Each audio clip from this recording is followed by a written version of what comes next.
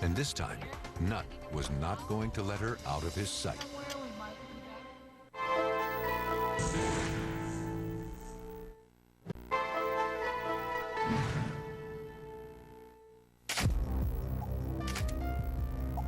Law enforcement around the country considered Sandra Anderson and her dog Eagle to be crime-fighting heroes. But investigators in Michigan started taking a closer look. They had suspicions of her ability to locate things subsequent to their very thorough searches for some time. Miss Anderson was clearly of the opinion that there was professional jealousy there. One of the first times I met Sandra Anderson, she brought up the point that her dog has this high success rate, much higher than the state police, and therefore the state police dog handlers don't like her.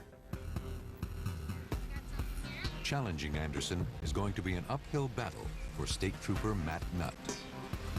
On Anderson's third search at Proud Lake, it's his turn for a discovery.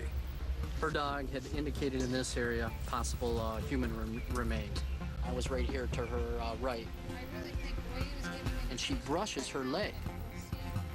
That's when I seen a bone fall out of her pant leg. And I'm standing there going, I can't believe I just seen this. I just seen Sandy Anderson plant a bone. But no one can back him up. There's at least 4 or 5 other police officers, and everybody's watching her left finger. She just basically distracted the others, you know, almost like a magician would do. And I'm looking at the other police officers with me, my other colleagues, thinking, did you just see what I seen? But no one did. The others in Nutt's task force, federal agents, state and local police, all dismiss his claim. When we had our debriefing, I kept shaking my head saying, you were right next to me.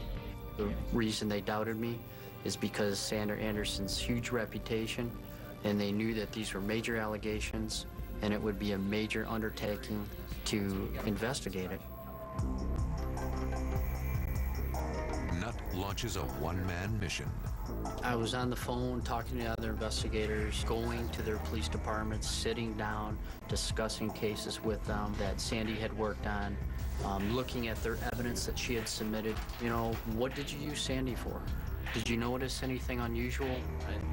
Other investigators are incredulous. You go through this, wow, if this is true, this is extremely problematic, but how could this be going on when we've heard such good things about Eagle and Miss Anderson all this time? Anyone who is going to say this woman is planting evidence is going to be risking their own reputation, because if they're wrong, it's very serious. And they know that, and they are sticking their necks out on the line to do this. There are cases all over the country that will be affected by this. They trusted her, and they had a lot invested in her as far as when she submitted evidence in their cases. So they had a lot to lose. A police officer out in Wisconsin made me aware that if I would have contacted a few departments out there, that they would be contacting Sandy Anderson and saying, hey, watch out, because the state trooper in Michigan is investigating you. The deeper Matt Nutt dug, the more heat he took. It's almost as if the other law enforcement officers on that team were taking Sandy Anderson's side. Most of them kind of gave me a cold shoulder, and it was very stressful going into that office every day.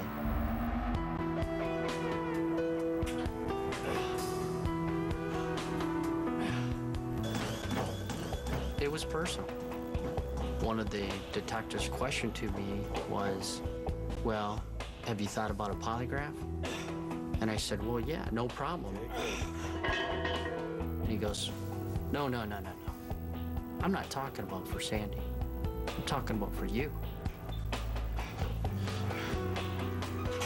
The attitude was a shock to me. It was horrible.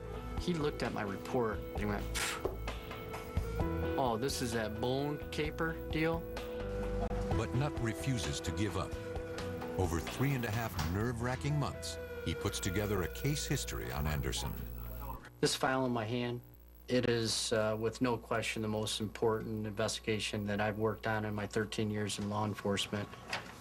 It really lays out a pattern of Sandra Anderson's activity. The bullet she found in the Bernita White case was not a match. They don't find any blood, they don't find any tissue, and there's no markings on the round. The round did not go through Bernita White. It wasn't used to kill her. The Robert Pickering case turns out to be bogus altogether. The suspect passed a polygraph. We dropped our homicide charges against him. Kanja, Stress-Con, Coots. In case after case, investigators are left with bones by the dozens, but none of them relevant to the case. I didn't come across one case and where the evidence was found to be that of a victim or found to be of value in investigation. The story gets even stranger in Panama.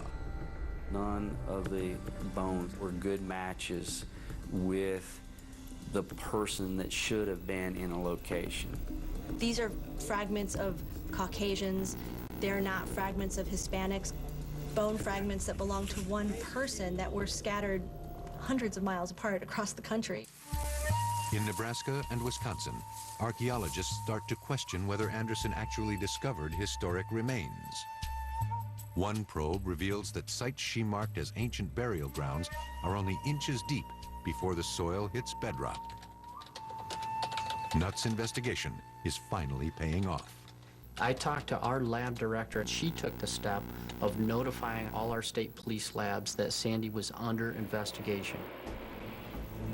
An alert goes out to forensic scientists throughout Michigan, but at least one is skeptical. I read the email. I thought to myself, they probably just don't understand this canine handler's methodology. And after I read it, I deleted it. It didn't faze me. I just thought people don't understand her process. In April 2002, Patchen is invited to join in a now desperate effort to find the remains of Sharita Thomas. We would be working with a canine and a handler, and lo and behold, it ended up being Sandy Anderson and her dog Eagle. Hopes are riding higher than ever on Anderson and Eagle. But little does Anderson know how high the stakes are for her as well.